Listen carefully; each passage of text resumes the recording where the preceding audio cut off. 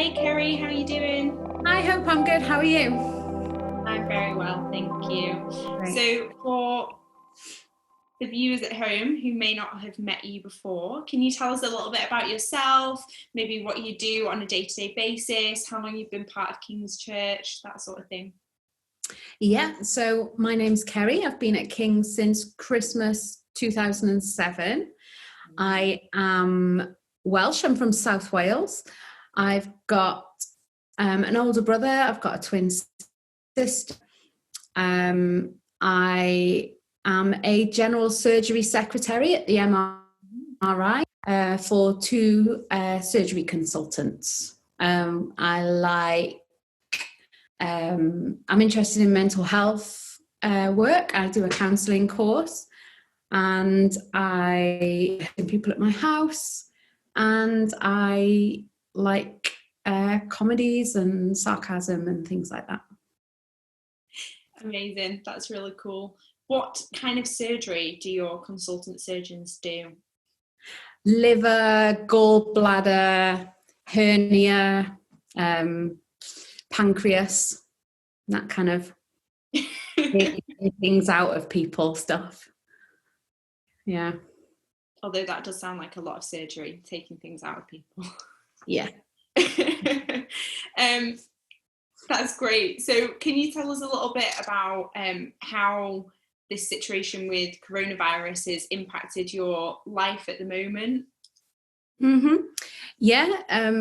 So inside, not very much at all. I still go into work. I do my 8-4, 5 days a week. And in other ways, it's affected it a lot. So I was supposed to see my family for Mother's Day. We lost my mum in December. So this was our first Mother's Day without her. It was also my dad's birthday. So we were all supposed to get together. That wasn't able to happen. So that's had quite a big emotional impact, I guess. I've not seen them since January. So yeah, miss my family quite a lot. I've got no family around here. So that's been difficult. Work-wise, like I said, I'm still going in 5 days a week. It's quite a lot of stress that's going on, clearly. Just from an office point of view, you've got hundreds of patients that were due to come into clinics or theatre that were just cancelled with immediate effect. So we've had to kind of organise all our clinics, book or add people that should have been seen onto waiting lists that, you know, we're hoping people again in 3 months, but, you know, we might have to again move all of those patients. We get phone calls asking when they're going to be seen, when they're going to be operated on, all of these kind of things. We've got patients who would ordinarily have had operations who are, you know, who've been diagnosed with cancer, who are being put off, which is, you know, quite sad. So we're busier than ever. There's quite a lot of fear, I'd say, in the office. COVID wards were getting closer and closer to our rooms, and because we're not really termed as frontline. I think I've heard us termed as backline essential workers, but I don't know if I agree with that. But it's meant that we haven't been afforded any of the PPE that's been brought in. We haven't really been afforded hand sanitizer in our corridors. They've not refilled the dispensers, things like that. Yeah, we're, you know, mingling with clinical staff. We're using the same lifts and doors, and we're handling patient notes. Yet we're not given anything to kind of protect. So we've got there's kind of a level of fear and quite a poor morale at the moment in our offices. So it's really affected just people coming into work. Had obviously quite high sickness, not necessarily with COVID, but with stress and anxiety. People have been off with that. It's actually not possible to social distance in our offices. The distance we sit from each other isn't a metre or 2 meters apart. So there's quite a lot of angst can go on between people. So I've just really tried to kind of not join in with that, which is really hard. I was going to say, we're full of women, so it's hard not to like get involved in that. But I don't want to be men get involved too. So,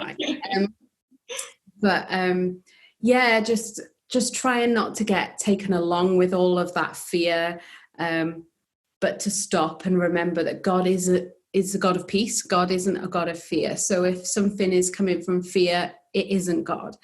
And sometimes I just put my earphones in, put some worship music on, or a preach or something, and just try and get out of that kind of funk and just come out of it and just try and speak words of peace, or not get involved in certain conversations. Take a walk. I'd take a walk around the hospital or something in my head from it, to come back with maybe a different attitude, a different heart, to allow God to move my spirit, and just try and affect what's in the offices. I'm also a trained mental health first aider, and so management have recognised that there is a bit of anxiety and angst in the office, and I'm going to be available for people every couple of weeks just to come and have someone listen to them. So yeah, things are the same, but things are changing as well. So it's quite a strange time, really. Quite strange. Definitely. I think, what you were saying about kind of anxiety levels and that fear, and just an atmosphere of it's almost like the air is thick with worry sometimes. I really recognise that in my own office and experiences with colleagues. So that's so amazing that you're able to offer some support for people within that, and use those skills that you're gaining through your own interests to bring those into your workplace and be able to minister to people there. I think that's really fantastic, and thanks for sharing that testimony of how you're being used in that situation. So off the back of that, is there kind of what has God been saying to you at this time? When you're spending time with him, what sort of things are you kind of chatting about, I suppose? Yeah, I think the main thing he's talked to me about and impressed on me is that this hasn't caught him by surprise. He wasn't unprepared for this. It hasn't put him on the back foot. It hasn't put his church on the back foot. I think he's filled me with a lot of confidence by just reminding me of that. I think personally he prepared me for what we're going through at the moment. He's given me a job with great stability, which I don't think I had before I got this job. He's given me a housemate because he knew that it wouldn't be good for me related for this long during this period. So that's just been a great blessing to me. And I think just his provision allowed me to bless other people. And at this time now, I think not just prepared me for this time, not just prepared his church for this time, but during this time, he's now preparing us for the next step, for whatever that is, good or difficult or whatever. God is preparing us and he's with us, and we might be anxious, we might be fearful, we might be really confused, but he isn't, and that's just brings such confidence to me.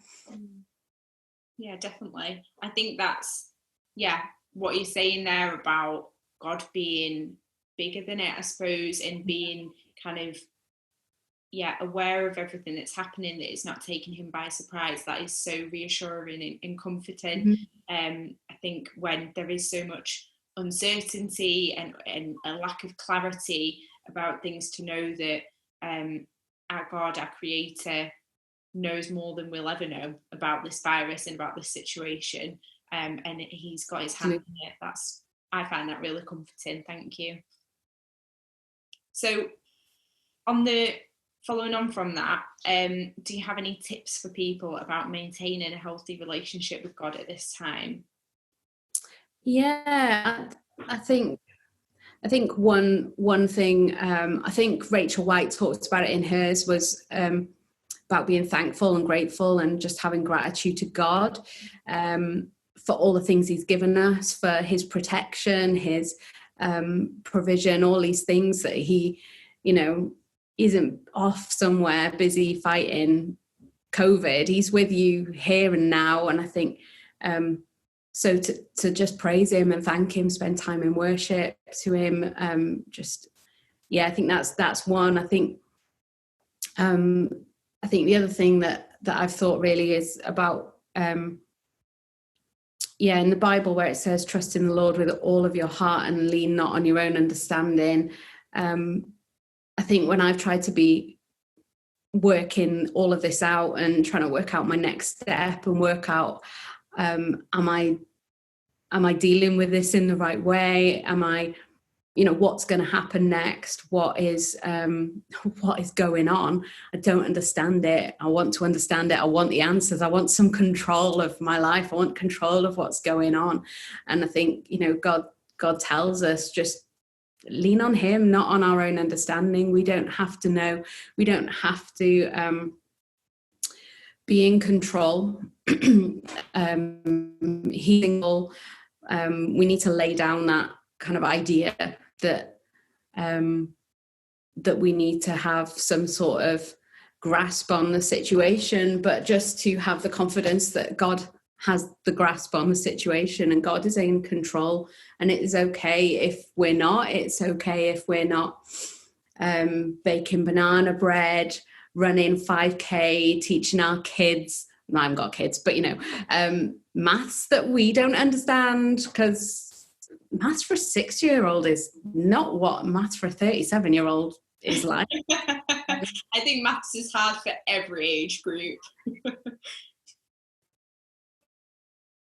You don't have to be in control. You don't have to be following what everyone online is doing, or what your friends are doing, or what you just don't have to. You literally have to love God and love others like yourself.